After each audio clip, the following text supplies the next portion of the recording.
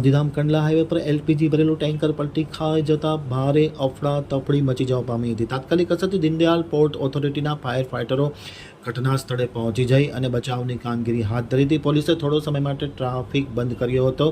પરિસ્થિતિ થાળે પડી હતી। કોઈ દુર્ઘટના થયેલ નથી।